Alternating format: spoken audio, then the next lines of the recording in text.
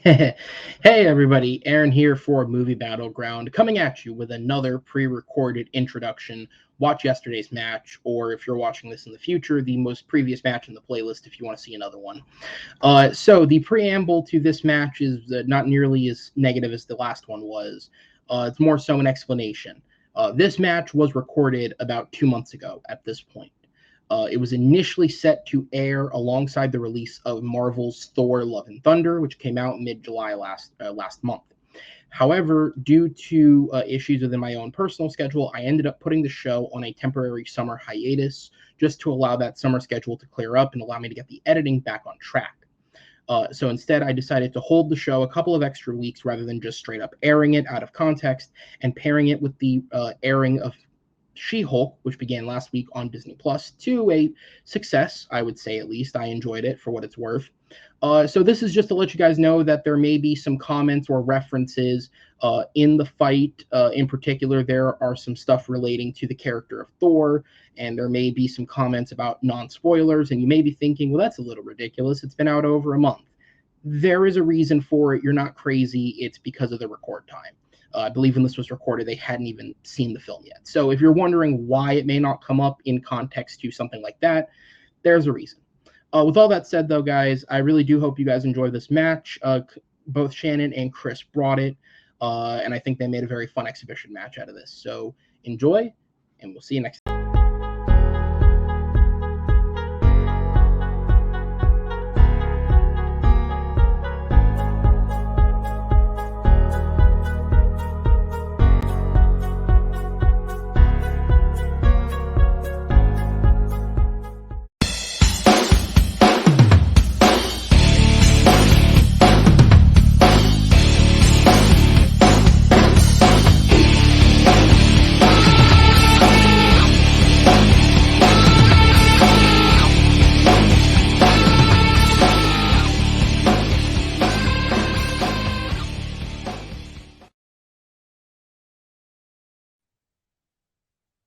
Good evening, ladies and gentlemen.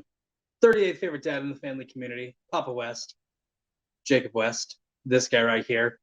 You saw the intro. You probably read the title before you clicked on this video, but you're seeing my face, so you're really confused because I am not Aaron Cannoli. No, this is that rare moment where he loses all hope in the world and decides to let me take over for a match. That being said, Aaron, thank you so much for everything you do. Thank you for bringing back Battleground and making it run like an actually good league. Unlike TMG Trivia singles and teams, whoever is running that needs to be fired. But that being said, this is a special Movie Battlegrounds exhibition match where we're going to talk about the best franchise in the world, Star Wars. No, not Star Wars. Oh, the okay one, the one that started in 2008 and has been doing great, but it's going to fail eventually.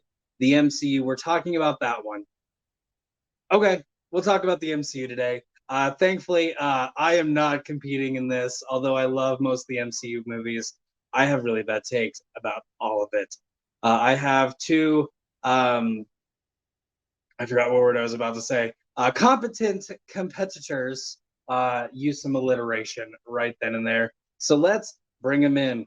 First off, I have the Mr. Shannon Briggs. Shannon, how is it going today? It's going pretty good. A little bit tired. It's a little bit late at night, but I'm looking forward to a great debate on the MCU. Has I think, some of the best comic book film and action films that have came out in this last 21st century. So it's be great to debate about them. All right, understandable. Aaron sent me an email because Aaron is a grandfather and still uses email. And he gave me some things that I need to talk to you about. So you are 1-2, and you just received your first win in competition. Fun fact, I don't watch these a lot. Who'd you beat? That's right. We don't remember losers here because we're all about winners. Thank you so much for that, Shannon. I say I that hope, I I hope he know. doesn't watch this because he's probably I forgot his name. So I know you had a great match against Amaru in that kind of play-in to get into one of the tournaments. You were one of two competitors to make it to a speed run and lose. I don't remember who the other one was, but I imagine he did a pretty good job. Just have had a hard go around, but thankfully you do have that win on your record. Any words of confidence going into tonight's match? I just say I'm well aware of Mr. Chris Diaz. He's a frequent competitor in a lot of the things, especially around the TMG area and stuff. So I look forward to face him, and like I said, I just hopefully that like I said, he's bringing it as well. All right. Nice words. No trash talk. If this was TMG trivia, I imagine the guy who runs that would ask for trash talk. But this isn't. This is Movie Battlegrounds. Bringing in his second competitor kind of spoiled it, but that's okay. It is Chris Movie Diaz. Fun fact, everybody, Chris died recently. He is in heaven as far as the light behind him. Chris, thank you so much for taking some time out of paradise to come grace us with your presence. Chris, at a competitive record of 1-3, one knockout. I think I was there for that one. I think that was a match that I hosted where you took on and knocked out Brian Nussbaum, getting your win. I'm just going to take that down because there's no reason keeping that up. Chris, how's it going today? Going good. I love the MCU. MCU is one of my favorite franchises movie to watch. Here to have fun. I never played Shannon before, not too familiar with him, but I'll be happy to play a new player. Always not expecting unexpected, just to have fun. And when I lose, I did have fun talking about some of my favorite movies all time. Definitely. Well, I'm glad you are ready. I am glad Shannon is ready because y'all have to be ready because I'm not. And if I'm not ready and y'all aren't ready, this is going to be horrible. And Aaron told me it has to be okay. So thank you for being ready. Help me make this okay. Thankfully, I do have some help in the background. I don't have to pay attention to any of this. I just have to make jokes. Zachary Malcolm and Jake Tato are all here to judge you. Darn it, maybe I do kind of want to judge you. It's okay. I'll make jokes. We'll get through this together. Hold my hand and we'll make it through. This is going to be a little bit different because this is an exhibition match. But really, everything is just about the same. Boom. This is going to be the best best of three. Normally it's best of 5 rounds. We only have 3 questions today. If you get so it's first to 2. If you get 2 points in a row in the first 2 questions, I will deem it a knockout. I don't know if Aaron will deem it a knockout. And I'm pretty sure we're still going to all 3 questions. He told me that. The way rounds 1 through 3 work, there are going to be 4 different stages. Stage 1 is a 60-second opening where you tell us what your answer is, why you picked it, anything else you want to do. Stage 2 is a 2-minute solo pitch.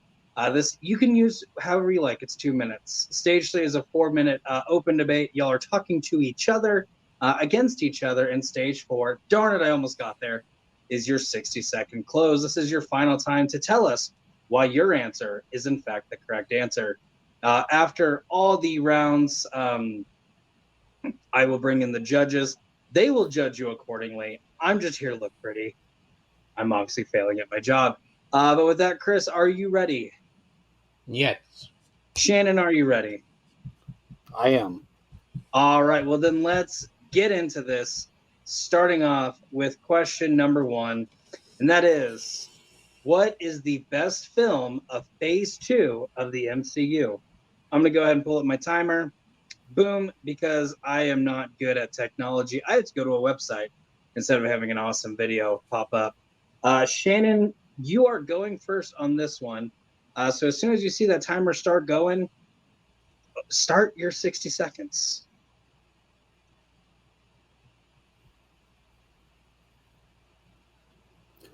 In 2014, the MCU premiered what was undoubtedly one of their biggest risks with Guardians of the Galaxy. Having characters that were unknown by most general viewers, and having Chris Pratt, who's primarily known as the lovable idiot Eddie Dwyer in Parks and Recreation, as the de facto lead, among other questionable casting choices like Dave Bautista and Vin Diesel voicing a character who only says 3 words repeatedly.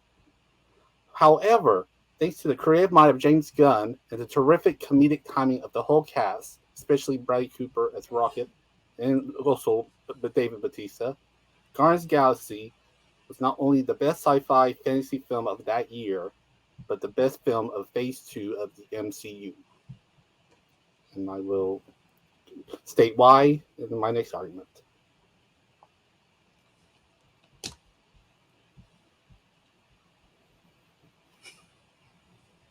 Work button. All right, Shannon, not using his last 6 seconds. As we move on to Chris, you have 1 minute to start your argument. So in Phase 2, we started off with shaky ground with Iron Man 3 and then started to drop low. So the viewer confident was leading confident in it 2014. And then the film, a sequel to a film people like did love come out, called Captain America and Winter Soldier. This is not that like one of the best movie of Phase, the best movie of Phase 2, one of the best MCU sequel of all time. It's a game changer for MCU. It brought new idea, but characters you're gonna love like Sam Wilson and a bunch of other characters. They redeveloped Captain America character that we could easily for give back with a more sympathetic backstory. Great villains with Alexander Pierce and the Winter Soldier, and some shocking twist. And directed by the guy who made You, Me, and Dupree, was a game changer because nobody thought a comedian director to direct a superhero movie, and it changed that way. Not only one of the best action movies on the MCU, one of the best emotional and well written and well acted at MCU and well directed. All right, using up all of his 1 minute. Way to go, Chris. Way to go, Papa. Actually unmuting yourself and taking the banners off at an appropriate time. Shannon, we are now moving on to you. Your 2 minutes solo pitch, stage 2. Time starts when you start. One of the great strengths of Guardians of the Galaxy is for such a large group of main characters, you instantly care and love all of them within minutes of meeting them. But CGI creations, the Rocket and Groot, become as much as the heart of this film as pure Quill does, with a combination of charismatic voice acting by Bradley Cooper and Diesel, and the behind the scenes of having Sean Gunn interact with the live action actors to make the emotional bond with these characters share real.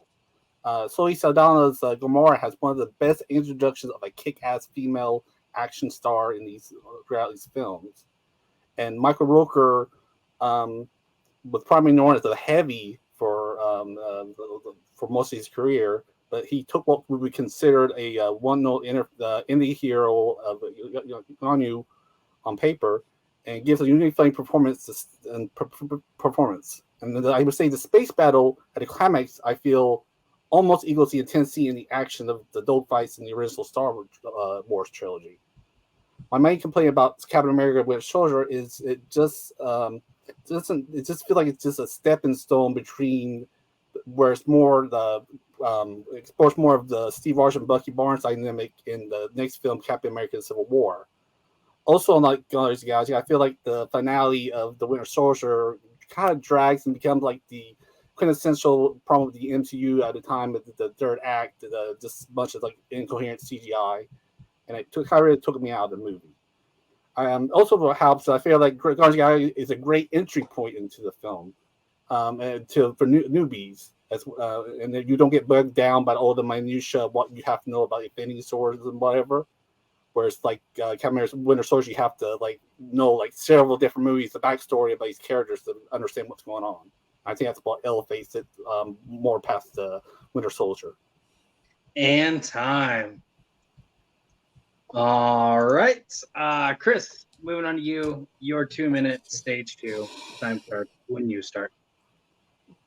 Captain America Winter Soldier was a game changer for the MCU because it took everything off the boat. SHIELD is gone. They were taken down by Captain America and the Fury and the Toxic Woman, Black Widow. And the no more government, it also led to the fact that showed the Hydra, where it's something we didn't see coming. And it also had development, right? You're dealing with Captain America now in a world he didn't grow up in, dealing with new stuff, new technology. All his friends are dead. His loved one in the hospital barely remembers with dementia, Alzheimer's, and it's just like, and it emotional sensitive point, and the fact that I would say that with Bucky and Captain America, that's the first time where actually a fight is an emotional one, an emotional battle between two friends that care about each other, but one doesn't remember him, or the other finds to save his life while trying to save the world at the same time. No matter what, I am with you to the end of the line. One of the best emotional one-liner in any MCU movie. With Gun and Galaxy, I think while the character is great and lovable, it gets compared down to a couple pumper. One of the accused is one of the worst MCU villains of all time. He is just flat out boring, flat out villainous. It's like he's become a joke. Like Chris Pratt challenged him to a dance battle at the end, making him more of a joke of final battle, and that's just defeated easily. Nebula, who I love in the other movie, is one note pretty much, which leaves the villain unwasted. They try to put too much with Infinity Stone and try to like hit you over the head, like make it worse than Review Thanos. Visual effect doesn't look great. Thank God they fixed it for Infinity War. But I think with Captain America became more than just a regular Marvel movie. It was a political thriller. It was a game changer with what they were trying to do. The character you introduced it, like Sam Wilson and a bunch of other unlikable Crossbone, like every character come up very level-headed, very two-dimensional. And Drake villain well. Winter Soldier one of the best villains. And time. All right, guys, we're moving on to the 4-minute where both of you have to talk to each other. Please do not talk over each other. There are 3 gentlemen trying to listen to what you're saying. If you talk over each other, they cannot understand what's going on. And you act like children when that happens. Don't be like children. We're all adults. 4 minutes on the clock. Time starts when someone starts talking. Shannon, go ahead. Shannon, I think I love Gun and Galaxy. I do. I think it have run too many problems. I think the villain is very weak. It become more of a punky joke at times, especially with Demon Hunter, especially with Lee Pace, especially Ken Gillian. They one dimensional, so it kind of like you can't invent yourself too much in the story of what's going on with the threat itself. You talk about visual effects. The whole final half Gun and Galaxy becomes like visual spectacular. Like there's no like one emotional moment with and Captain America with Soldier. You had the moment of Bucky and Steve face each other. Steve trying to save his friend at the same time trying to save the day. And Bucky just beating the hell out of him. With that line, I am with you to the end of the line, is emotional standpoint, and you invest in the story. Like, you don't have to watch the other film because they do give you a little explanation here and there, and they do have the Zola thing which help explain Captain America's first Avenger. Like, it makes a very standalone movie, and it's a game changer. Think about it. Phase 2 was like off of shaky ground because we had the Avenger at the end of Phase 1, and Iron Man 3, and so did Dark World. I admit, one is good, the other one is one of the worst MCU movie ever made. And what Winter Soldier did, change stuff, it introduced new ideas. They took down S.H.I.E.L.D., which has been a selling point when you think about it, since the beginning of Iron Man, everything. Sorry. Hey, Chris, you need to let Shannon talk. It's been a minute and a half. Well, there was just some of your points you bring up about the idea about Rowan and the accuser being a weak villain. I've always thought it was weird because he's like the only villain that basically tells you "fuck you" to Thanos. I'm gonna do what I want. So that seems like kind of a swag move on my part about as far as a villain. And also he's not as bad up because he reappears in Captain Marvel later. So they must not thought he was a terrible villain or a terrible character because they brought him back there. And also, I agree, like there was an emotional with Captain and Bucky at the end, but it's all kind of like with this big CGI mess. Where you're saying where it's not emotional in Guardians of the Galaxy, there's the moment where like Rocket like has this thing with the Nari and Saw, like this kind of grudge and respect, and then when you see him react. It didn't have to happen put on that scene, but he reacts to this death of this person that mostly looked down on him. Yeah, I mean it's the same thing like the flashback in Winter Soldier when it's showing Bucky and Steve right after his mom died. They just talking about, I thought you stay with you. I read you to the end of life, building that emotional climate. I disagree with the visual effect. I think the visual effect is fantastic. Like the scene where Falcon that driving to the helicarrier, it's stunning. Like the action sequence, it hand to hand combat rather than right up to like brutal gun and all of that around the galaxy. It become obnoxious at the point.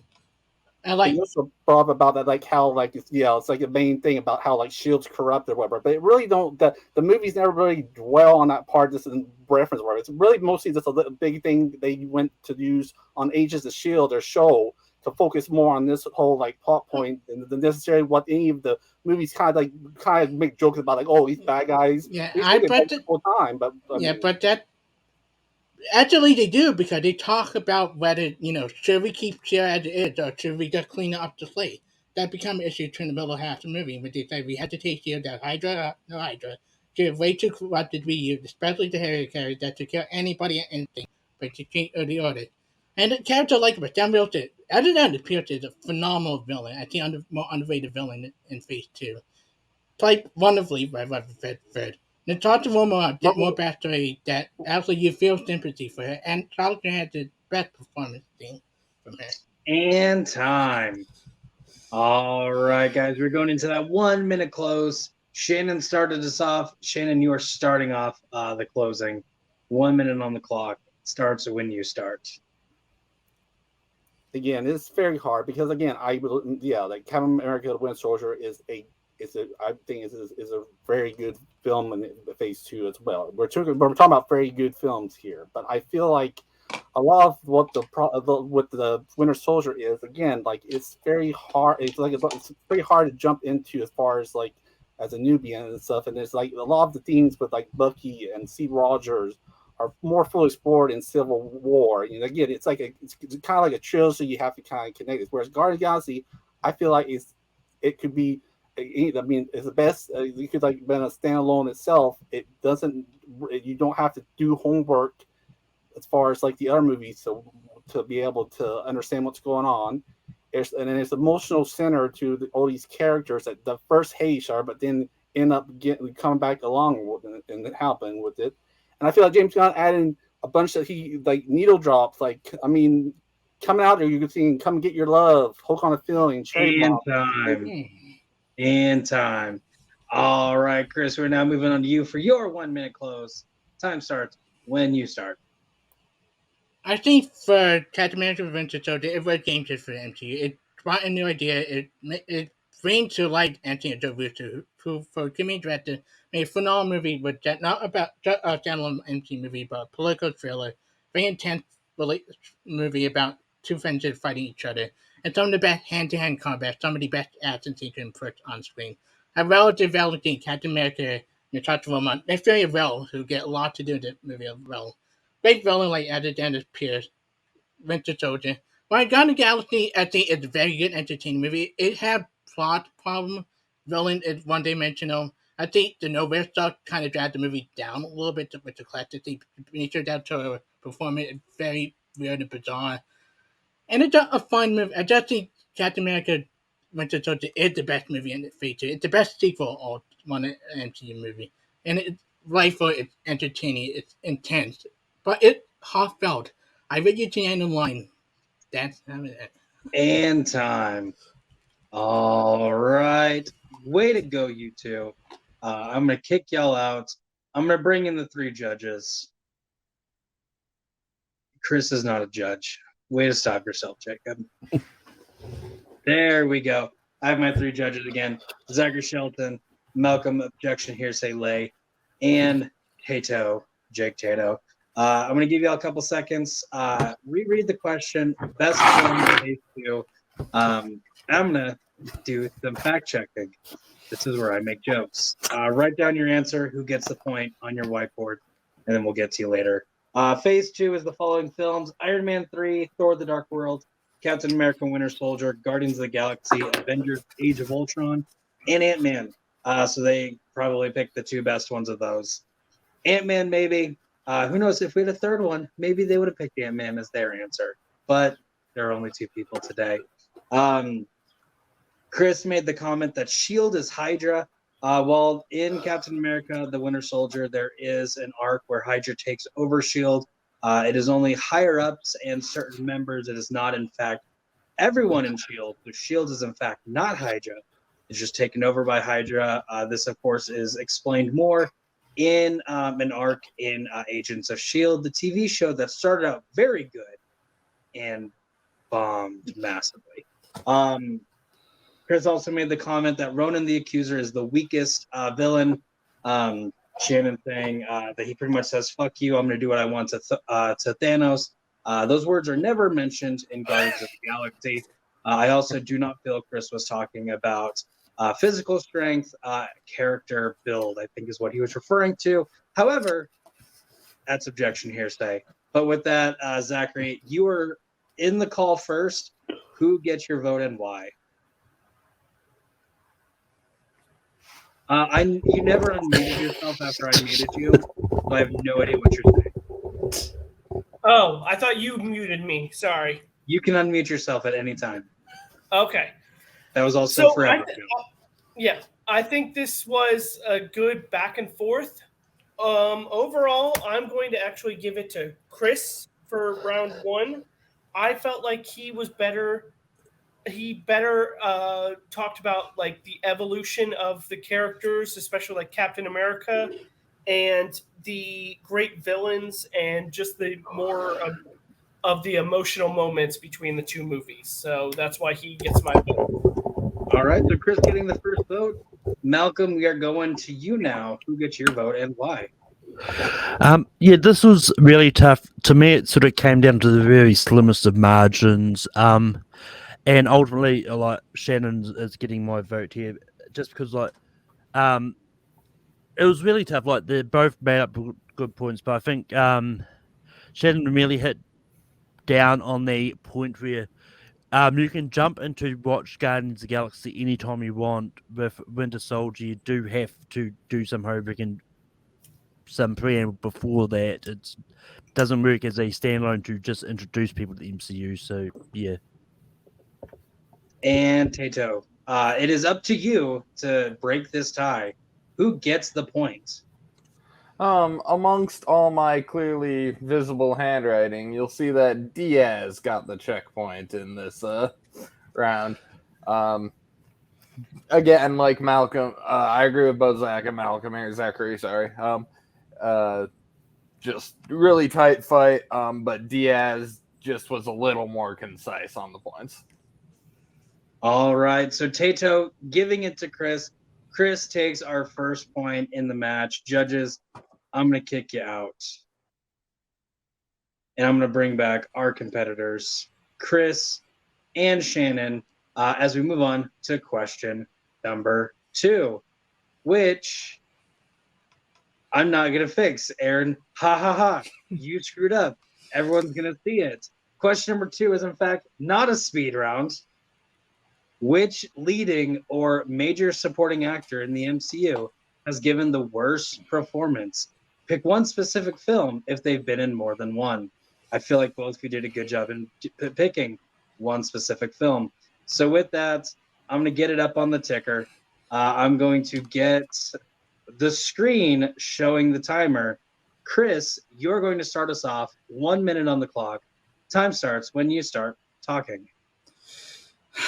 So there are a lot to pick from for bad performance in MCU. I'm going with the worst performer. I'm going with one of the worst villain, one of the more boring villain. I'm going with Christopher Eccleston and Malekith, Sword of Dark World. This is one of the more boring villain I've ever seen. He barely does anything. His henchman does most of the work, and he does one dimension. He does his speed. He just had that one stored face for the whole movie, and waving his hand like this. And that's what you don't want in a movie. A villain that you're so bored at and you're not waiting for the next thing for Thor and Loki to come on. And he's just sitting there, and it's just like, and it's Christopher Eccleston, the nice doctor from Doctor Who has shown that he can play villainous side before really bad. Go watch the Dalek episode of Doctor Who, for example, of how evil he could be. He just seemed boring to this. This is boring, it's awful, it's very one note, no memorable line. He just had that one face for the whole movie, and his death is laughable, and it ain't to how bad the performance is.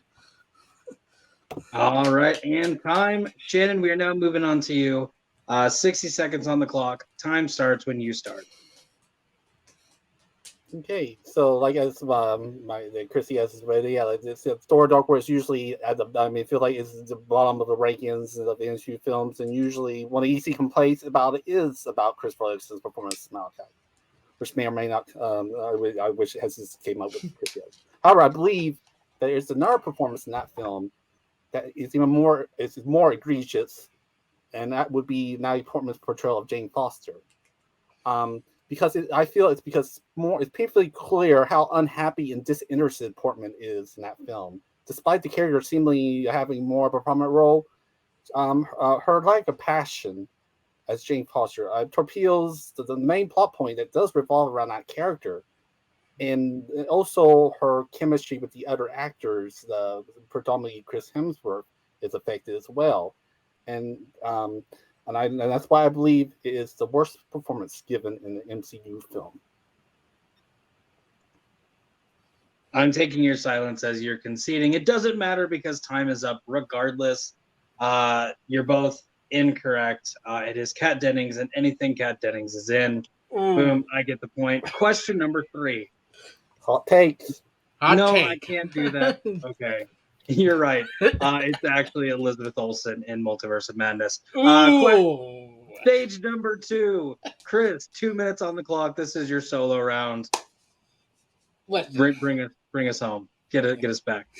Listen, I don't love Natalie Portman and sort of don't, but I think she's giving a time a really good performance. This scene I heard for you is really good scene, and you just feel like the friendship connecting between the mother of the person she loved and her connecting for the first time. So, like, she showed emotion at late, right, when Freya died, right, when she being held up by the Egypt by Malcolm. Malcolm just looked bored. He just looked like he just standing there still, like, just looking like this the whole time, like, no emotion. And when you get a really good actor like Chris Atherton, who has shown time to time again that he can bring acting, bring emotion, and bring comedy, especially in Doctor Who. He does nothing to the role, and I think that's what made it a bad performance. But he affected the whole movie, and you to put out a villain that you want to hate, that you want to see get killed. He doesn't even kill Freya. It's a freaking henchman who does, and that is all based on the actor more than the director. He just doesn't do anything. He just standing there. Even at death, he does scream. It doesn't even sound realistic. It just sounds like he doesn't want to be out there already. Now he's putting really got the laugh, really got the humor, the thing when he slapped her because he haven't seen in a while. The angry he did a come to her, get laughed, a couple of good funny jokes, especially between her and Jenny Crystal down. And she still looked like she into the film, especially in the later hat in the final battle itself. She get a couple of good laughs and a couple of good emotional moments. Malekith, nothing. I dare you name me a good moment with Malekith. I did name you plenty good moment with Jane, whether it's mother, at the mother's death, or the scene with her sword to the end, or when she finally started to sort of post-credit scene. She had happiness, she had tearness, she had humorous moment, and she worked well with the characters, especially with Faye, especially with Chris Henry, and especially with Kat Denny. Malekith, forget a villain, forget a performance that it's laughable at times. And that's day to the actor more than anybody. And time. All right, Shannon, your 2 minute stage 2. Time starts when you start talking. Let me give you some backstory that corroborates why I believe this performance by Natalie Portman is so bad. Originally, Patty Jenkins was to direct Thor: The Dark World, and Portman was a champion for Jenkins' involvement in the film. However, when Jenkins was fired from the film, it greatly upset Portman. Because of this, you can clearly see Portman's unhappiness in the film. The unhappiness has a profound effect on her performance. The chemistry Hemsworth and Portman had in the first Thor feels forced here, and it's clear out that Portman would have rather had a root canal than be in this film. Portman was so unhappy after the film, she wanted nothing to do with the MCU, and the character had to be hastily written off for Thor Ragnarok. Portman's face throughout the Thor: The Dark World practically screams, "I don't want to be here. I can't believe the shit this script is wanting me to say." Tell me how Eccleston as Malachi is worse than Mickey Rourke's Whiplash, or Corey Stoll's as Yellow Jacket in Ant-Man. The reason these performances are disliked are more to do with the lack of character for most MCU villains than with the actors. Again, we're focused on the acting, not the character. I mean, the worst character. of the MCU, worst actor. Eggleston's not given a bad performance. He's given the best performance he can in terms of makeup, and 80% of dialogue is in the made-up language. It's just a systematic problem of how bland and boring films are in the phase 2 of the MCU. But again, that's a character issue, not an actor issue. I feel like, again, like Natalie Portman is has been in several of these well-worn actress that you would know like that she could be able to handle what she is given and stuff, but she does, and you saw in the first Thor that how well she was able to play James Washer. But it's like an echo on nothing like what in Thor: The Dark World with that character, and she basically sinks her whole own plot line because she does not want to be there. She obviously does not want anything to do with this film. And I'll see where's my time. And we can't concede what you don't have. Your time is up, my friend. 4 minutes for both of you to talk to each other. Time starts when you start talking. Yeah, I mean, I feel like it's worse for an actor to like basically to go in and tank their performance than an actor that's just saddled with a shitty character. I mean, but then MCU has a bunch of shitty guy characters. But the Portman does the best she can. And the moment where she does look like she's genuinely having fun rather than attack Danny, on the moment she has Eric Elvis, like the hard they have when she finally reunites with him. And a lot of the joke, like he slaps her. The moment where she is, Eccleston does look like he does not want to be there. That he just mumbling his line or screaming like a weak no when he finally gets killed off. Like he don't want to be off the set pretty much. And that's the character I feel like it's but it also the performance because when you watch like Doctor Who or any of his other performances, you see he generally does give like good, even at times, villainous performance, other stuff. And then he just looked like he just looking straight off the screen like this. Like he looking like bored, like a talking lookalike from Rogue One. And like and mostly it's just like I just waiting for something to happen, but it's just like every time you watch him, like get to the next thing, like get back to Sir Loki. Like Natalie Portman, there is genuine emotion. There is a moment when she does get the laugh. She does bring the out emotion. But bring up that she slaps Loki. I feel like that's more of a credit to Hilson because that's basically his whole his main. I know, but like the moment when that film, he able to elevate again, like where Natalie Portman is barely registering like Jane Foster. Right, but like to do more. Like the thing which you have with Faye, when they're just talking for a little bit. There is a general connection between that. They had well off each other. When Faye died, you see the emotion in Natalie Portman and Faye. And remember she being held up in the air, baby, I look at Giddy Acer out here. You see the tear out. You see genuine emotion. Like, she actually tried her best. Even, like, in the movie she does not want to be in, she does try to bring in much of her acting ability into the role. When I think a voice performance, it had to be something where it's very lifelike. Where it's Chris Evans. And, like, he is not just a character, he is one note voice. He just speaks in this, like, monotone voice that really, like, you should think, especially, especially, like, with him, like he had this voice where he could be happy, he could be angry. You see him before other stuff. He just beat a monotone voice. And I had to tell you, he just sound uninterested, that he did not want to be there. Like he doesn't even get like a threatening monologue, anything. He just like I feel like you want to see like a definitely bad performance for Crystal Eccleston in the film. Look no further than G.I. Joe Rise of Cobra, where he's playing Deathstroke. At least in that, and it's just so like yeah, but at least in that, about in that film, where I feel like he's doing he's making what he can out of a shit sandwich of this character. But okay, here's the difference. He tries to, I mean, but he, like you said, is it worse than what? I mean, you can't say it's worse than anything like the Mickey Rourke's like the performance. No, okay, let me stop you there. Talk about Mickey Rourke, Cameron. I watched both of the films recently. Mickey Rourke had the scene in the jailhouse with Iron Man where he actually does some emotion, some acting. Talks about, Iron Man family, God and Butcher. Darren Cross had a moment with Michael Douglas, like him trying to get Michael Douglas to like him, accept him for who he is, and like, there's not even actors in performance that is memorable. It's not just the writing, it also is actors. Like, even with Mickey Rourke, Darren Cross, they bring genuine emotion, genuine laughter, like glee, smile, creepiness.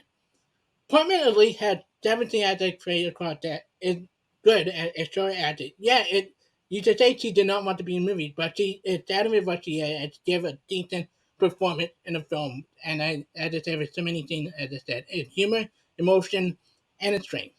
I don't see the humor, but okay. And time. All right, we are moving on to the closing. Chris started us off. Chris, you're starting off the closers. 1 minute on the clock to begin when you start talking. Listen, I hate that we bring in other film example here. Chris Edwards in Elite and G.I. Joe, he's going for cheesy, over the top performance. He go with it for glee and fun, and you want G.I. Joe. And that he is just monotone, lifeless, like he just doing it for the paycheck. Which is essentially what is his performance. Look at his death, and you want to see how he's not into that film. And when I say a bad performance, I think someone who's lifeless does not want to be there, does not give a shit about what is written or what he is given. And when you see MCU, you see a different villain to add to Elite go with what they give it.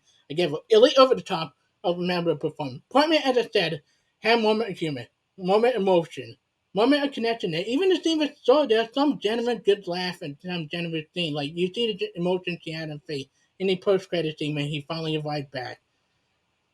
Eccleston, it's boring, it's lifeless, it's stupid, at a time laughable, and I thought it had to not the right. And time. And time. Shannon, we are moving on to you. You have 1 minute on the clock to close out this argument. Time starts when you start. Yeah, it's the way it goes boiled down to, again, it's an argument about character, but we're not talking about the character, we're talking about actor. And I feel like that, again, with the way that what Malachi was like, the way that he's like, any actor that played it would probably not be able to do much with. I don't think Dale Day-Lewis, once he did, would be called a shitty act. Would be called, it would have been the role would be called bad under him or whatever. Again, but I feel like where Portman is an Oscar-winning actress, and she was a second lead of this film, and she purposely bombed her performance because of how much she hated being in this film. Okay, and I put in wrestling, a great wrestler can at least make a most of a shitty gimmick, and I feel like what Mr. Elson was doing with Malachi. But when an accoladed wrestler goes in and purposely tanks the main event, that ruins the whole enjoyment of the whole thing. And I feel like you put Portman, like, she tanked her performance in Thor: Dark World, and it's more embarrassing than worse than anything Elson did. And time. All right, good job, you two. I gotta get the timer off the screen. I gotta get y'all out of here. I gotta bring in the judges, and I gotta fact check. Again, gentlemen, take some time, write down who you think gets this point and why, because I have a lot of fact checking. First, I want to say, Mr. Cannoli, Aaron, thank you so much for doing all these banners. However, there's a lot of errors in this. First off, in both the ticker and the actual banner itself, this is not a speed round. I referred to this earlier. And then the other one, with Chris's answer of Christopher Eccleston as Malekith. Two errors in this. The first is with Christopher Eccleston's name. It is Eccleston, Eccleston, not E-L. And the other one, you referred to his character as Malekith, is actually Malekith, Malekith. Aaron, thank you so much for putting this together. Just do better next time. There we go. Shannon did make some comments about Natalie Portman's character being written off. I'm pretty sure most of that I've heard that it's because of Patty Jenkins originally being on Thor: The Dark World and being kicked off and she didn't want to be there. However, I do not know if she was hastily written off because Thor: The Dark World came out 4 years before Ragnarok. I felt like they had enough time. And then saying Natalie Portman didn't want anything to do with the MCU. I guess you'd rather have cancer than be in the MCU. Tato, watch the new Thor movie. You will understand that joke. Christopher Eccleston, of course, more famously known as the Ninth Doctor, where he served, I believe, in the very first series of Doctor Who, the first season. It's British. They call him series. He was in 13 episodes of the first series. I don't know if he came back. I don't watch Doctor Who, but that's what he's most famous for, along with being the Malekith in Thor: The Dark World. With that being said, Malcolm, we're going to go ahead and move on to you. who gets your vote and why? I mean, no one picked the correct answer of Terrence Howard as James Rhodey, but that being said, I once again I went with Shannon on this. I think he did a good job of defending Christopher Eccleston as Malekith, and like his comments that he did for Natalie Portman, like he brought up the Patty Jenkins stuff and like stated that she didn't want to be there, and when one of your leads doesn't have chemistry with the other, that's really not a good look. So yeah. All right, so Shannon getting that first vote. Tata, we're moving on to you. Who gets your vote and why? Shannon also gets my point on this one. Like Malcolm said, they both Chris and Shannon hit the didn't want to be there thing, but Shannon hit it more concisely by saying, Natalie actually dipped out of the MCU for a minute there. So, Shannon. All right. So with that, Shannon does get the point. Zach, I'm sorry, we do not get to hear your opinion. Your opinion does kind of matter to me, so if you want to message me your thoughts afterwards, I will read them, but I'm not going to ask for them right here and right now. As I kick y'all out, goodbye, everybody, and bring in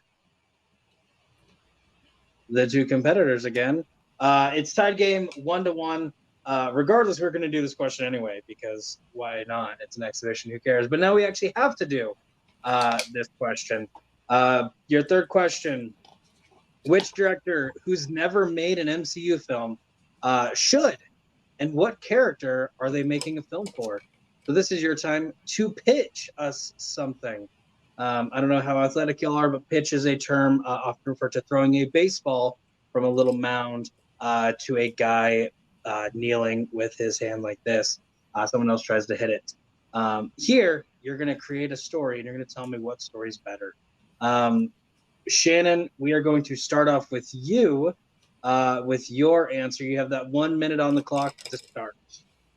And it starts when you start. The common complaint about MCU is how they all seem to have the same look and design kind of gloss to them. My director, Panos Cosmatos, has made two films that I would argue that have a unique blend of psychedelic and horror with mess with fantasy and sci-fi. Those films were Beyond the Black Rainbow and more recently Mandy. Both that have sequences that I've never seen in other films that since then. And I feel like Cosmatos would be a terrific fit for the MCU, and he would add to a Marvel killer that's a perfect blend of tragic and monstrous, and a character that hasn't really been they haven't took any advantage of in a long time, and that's Man-Thing. And I believe that film would be truly horrific and finally capture the appeal of that character in live action. And like I said, it would be a really good blend of director material. All right. With that, Chris, we are now moving on to you. You have 1 minute on the clock. That starts when you start talking. When thinking about directors that working today that never done a Marvel movie for, I go to none other than Mike Flanagan.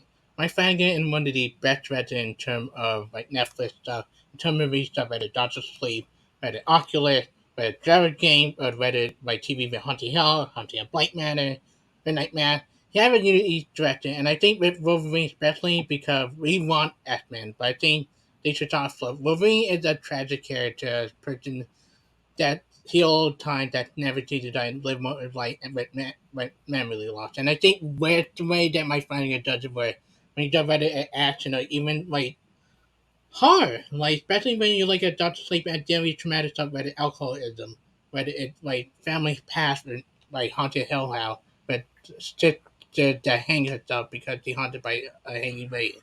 Like it's stuff that he does, and I think with Wolverine to make it a tragic story, a very relatable story, and bring it into the MCU in a way that he worked with other directors like Doctor Strange.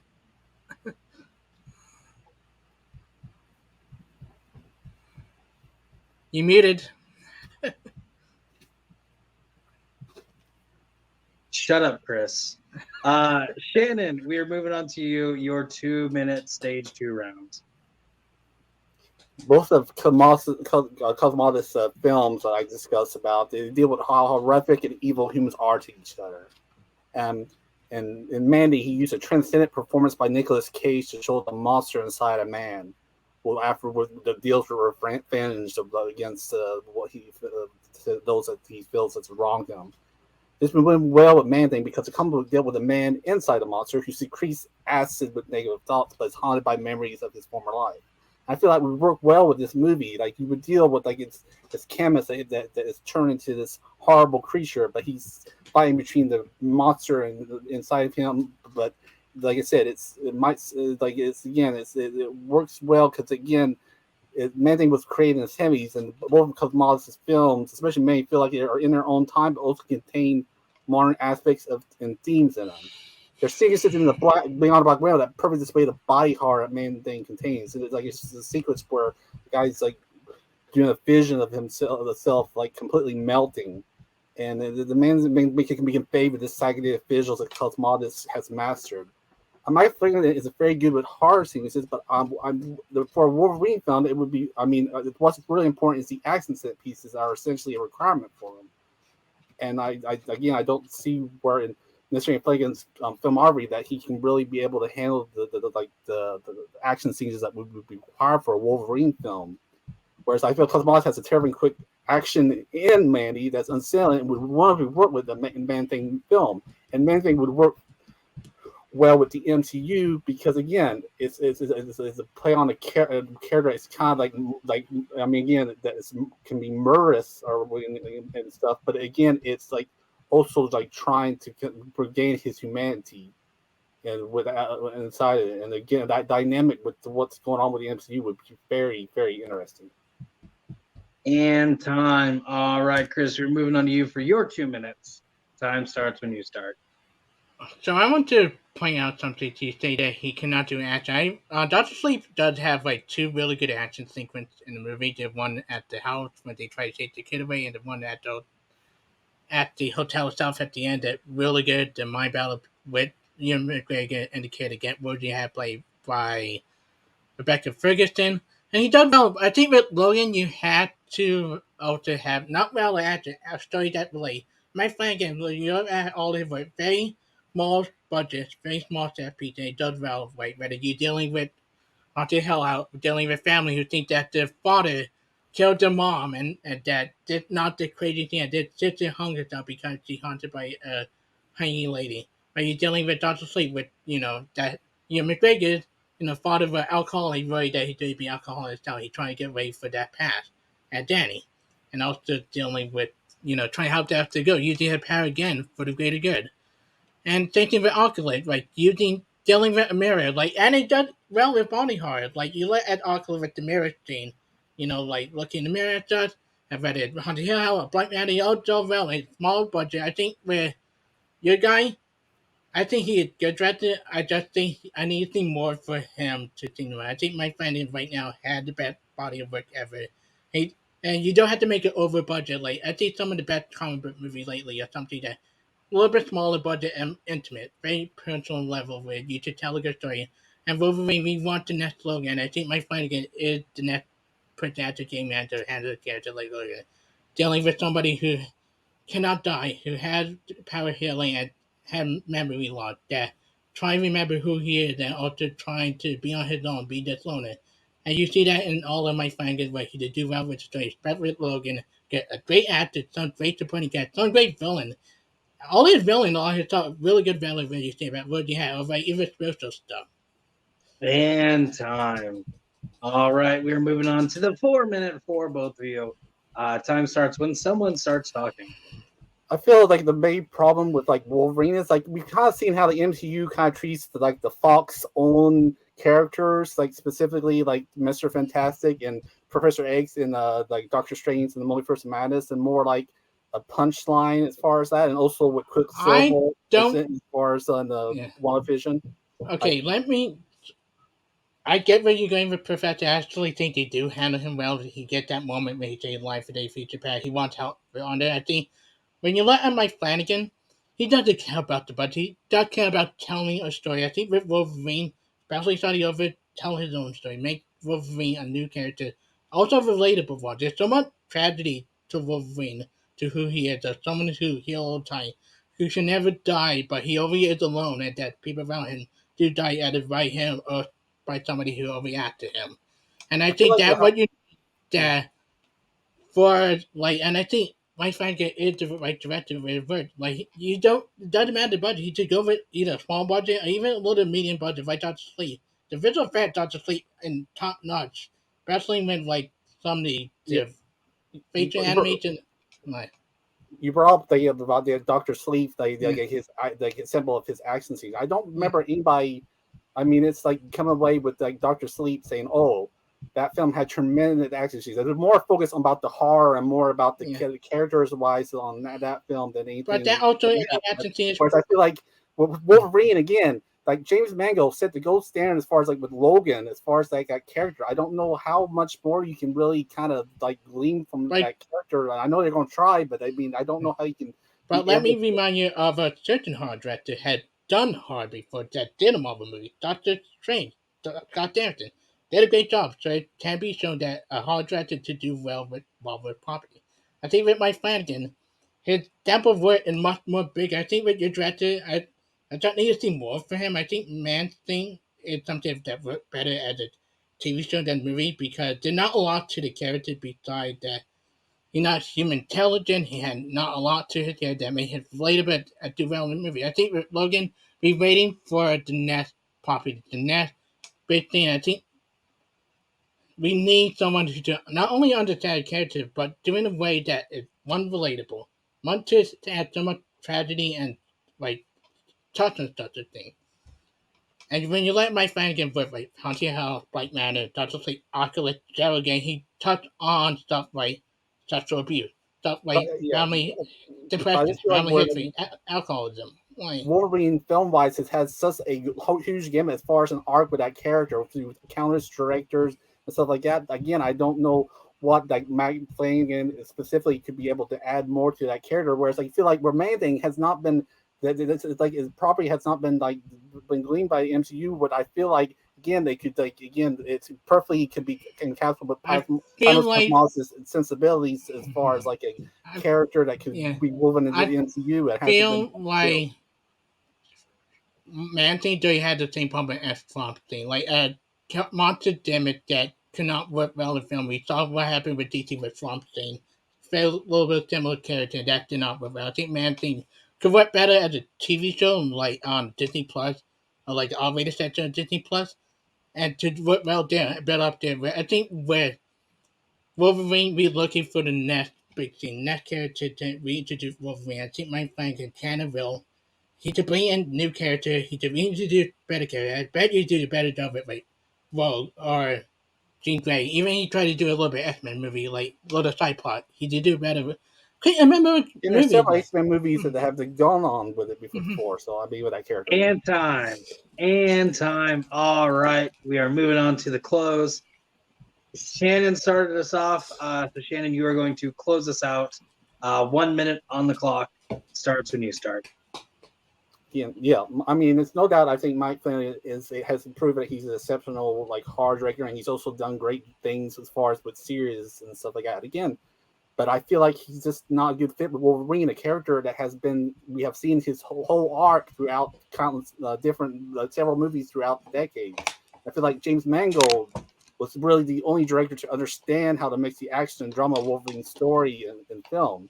Whereas, I mean, again, where in Flanagan's filmography has he done an action set piece that can match the train sequence in the Wolverine or the in-phase slow motion action and the hotel sequence in Logan? Painter's Cosmos would be a perfect fit for Maiden because he knows how to horrify us with visual representations of violence and the character he can make understand the pain and man creature as well. The scene where in Mandy, when Nicolas Cage goes completely outraged when he realized the love of his life is dead. He has that several minute scene where he just completely goes crazy and just nuts and stuff. And it just feel like, again, a perfect encapsulation of Man-Thing as a character. And time. All right, Chris, we're now moving on to you. You have 1 minute on the clock to finish this out. Just because James Mangold managed to create Wolverine doesn't mean it can be done again. James Mangold has shown from time to time. He just handed property and he just handed material out. When you look at Doctor Sleep and when you look at the Netflix property like Haunted Hour, Bite Man, River, based up, and make it interesting, rather personal, and not make it like a rip-off. Like, even like Dr. Lee, not rip off the Chunny, make it his own movie. Even the Chunky did the Chunny with Chunky. The type of agency, the mind battle with Rose to have versus the girl in the end of Dr. Sleep, one of the best scene of Dr. Sleep. A little bit, a bunch of the action, one of the men battle. And even the horror, when you look at the hanging lady moment in Haunted Hell, like, when it just jumps you from level to level to level to. What with Wolverine, he tried to remember his past. He had moment of flashback and memory, and he just make memorable. He just strikes it again very well. Any villain, and maybe being a better saber too. He's a well actor. I think what you're directing just need more to do with, and I think it's prompting all of it. And time. All right. Great job, gentlemen. I'm going to kick y'all out again. Goodbye. I'm going to bring in our judges one final time. And I'm going to roast Aaron again. As far as fact checking goes, bringing in Mike Flanagan. Aaron, thank you so much for bringing up these banners. Flanagan is not spelled Flanigan. It is Flanagan. Thank you for doing a great job. Just do better. Shannon with whatever his name is, Panos Cosmatos, is a Italian director, born in 1974, has only done 2 films so far, Beyond the Black Rainbow and Mandy. He is set to do a film called Necrocosm. Time is TBA on it. So I don't know who that is, but I imagine he'd be great for Man-Thing. Man-Thing, of course, Marvel character, who had a movie back in 2005. If you didn't watch it, don't worry. Nobody did. Had a 17% on Rotten Tomatoes, a box office of $1.1 million. And it's on Tubi, that joke of a streaming service. Tubi, please sponsor us. Tubi TV. You can watch Man-Thing on it. No one did, but I'm sure you'll get a trivia question about it later. Mike Flanagan, a little bit better known, I believe, has about 18 films that he has directed, including a couple that have been mentioned, Oculus, Gerald's Game, Ouija, Origin of Evil, and Dr. Sleep. He's also set to do a film called The Season of Passage. Time is TBA on that. He's also done some television work. Biggest ones, of course, The Haunting of Hill House and The Haunting of Bly Manor. So 2 kind of big horror stars. And then, of course, talk about Mike Flanagan doing Wolverine. The Wolverine, also referred to as the glutton carcajou or quick hatch, is the largest land-dwelling species of family Mustelidae. It is a muscular carnivore and solitary animal. That is the actual Wolverine, not the comic book character. I feel like we know a lot about the comic book character. That being said, Chris did mention that Wolverine cannot die. That is false. We do see him die in the movie Logan. I do feel I had to bring that up. Enough of me talking and butchering Greek words, Latin words, whatever that mess was. Tato, who gets your vote and why? Shannon, and I definitely did not write Penis Cosmo on my board. No, that said, he made me want to watch his movie more by like pitching it as more unique and that part. Thank you for not writing Penis Cosmo. Zach, we did not hear your opinion last question. I'm going to go ahead and hear it now. Who gets your vote and why? I also went with Shannon. Just like with Tato, Shannon sold me more on his director and his character, like making me want to see that movie more. And also he brought up James Mangold and how can you really improve from what he did with Logan. So that's why Shannon gets my vote. All right. Which means Shannon gets the final vote. Malcolm, thank you so much for holding up your board. I cannot ask you for your opinion. However, if you do want to message it to me privately, I am all ears. I'm here for you, buddy. With that being said, I'm going to go ahead and kick out our judges as I bring in your winner, Mr. Shannon Briggs. Shannon, way to go. Chris kind of had you on that first question, but you ended it strong, getting those last two votes for you. How are you feeling after that? Oh, I'm feeling very, very good. Yeah, it's a tall order to try to find out things to shit on about Captain America: The Winter Soldier, to tell you the truth. So it was a pretty tall order with that question. But yeah, But yeah, I was. Yeah, Chris was a very worthy competitor. I'm like I said, I mean, it's very good for the points that he brought up as far as especially a Mike Flanagan doing a comic book movie.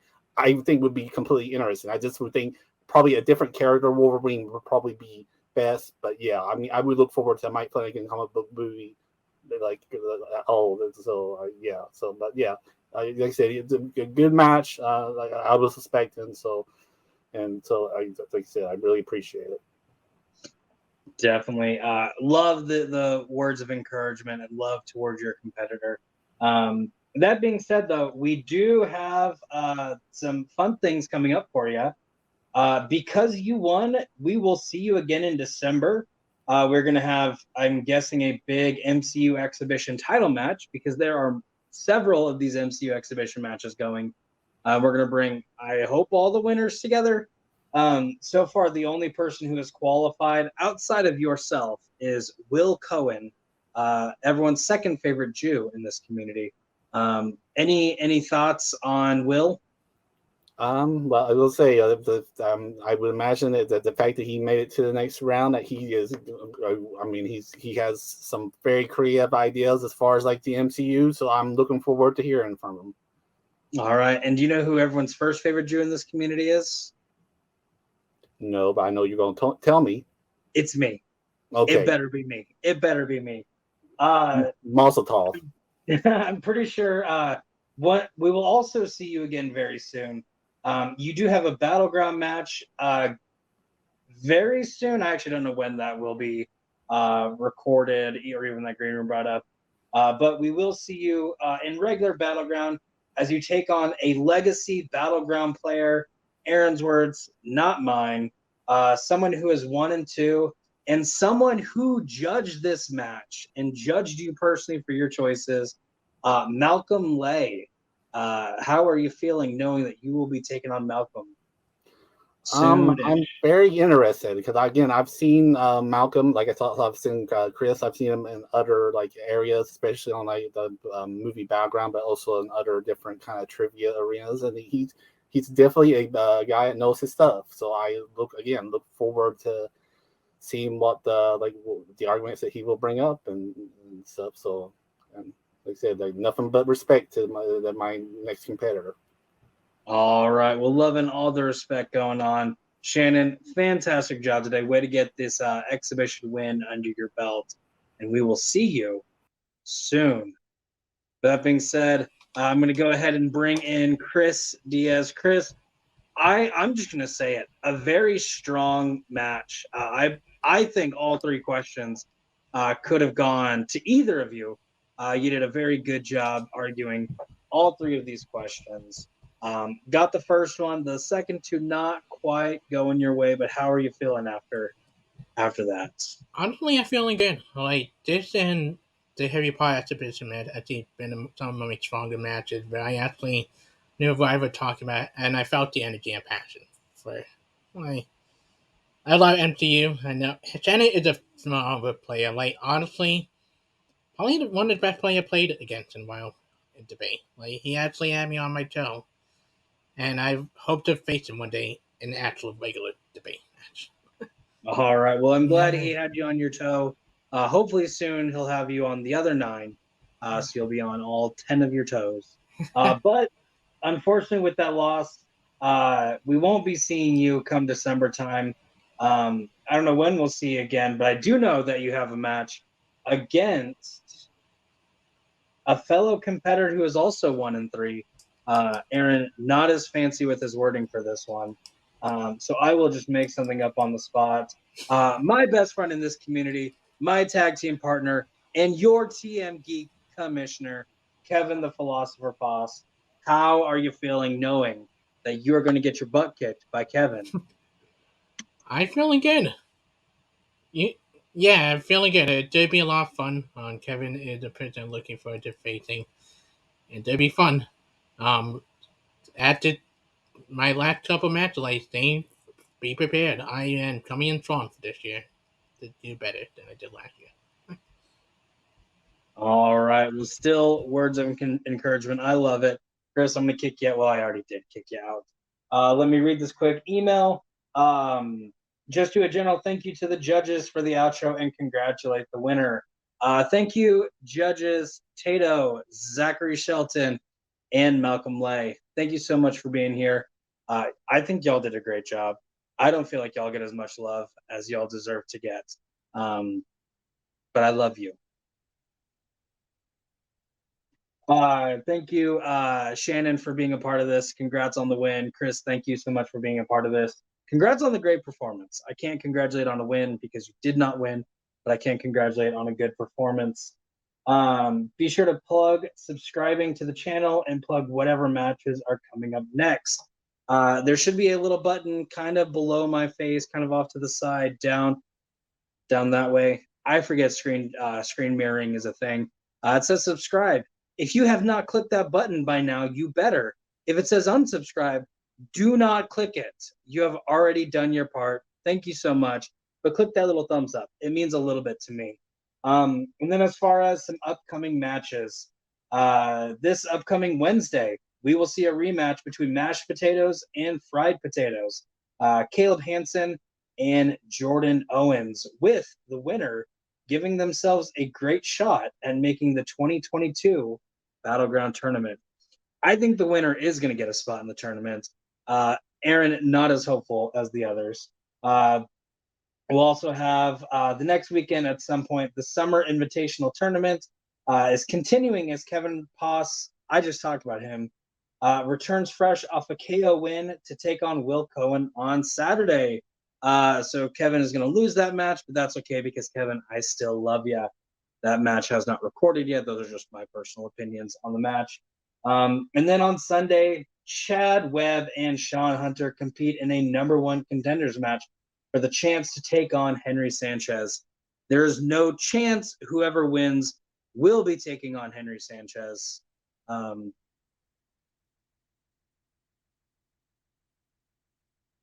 Thank you for that. Chris, let me see. He just brought something to my attention. I misread. Chris is taking on Kevin Moreno next, not Kevin Poss. Kevin Poss is still my best friend. Kevin Moreno, you're still a good guy. I like you more than I like most people here. It's the truth. Kevin Poss in the Summer Invitational Tournament. Fact check, Jacob screwed up. So I guess we have to end this. If I can find the video. Where's the video? I don't know where the video is, so I'm just going to end it. Aaron.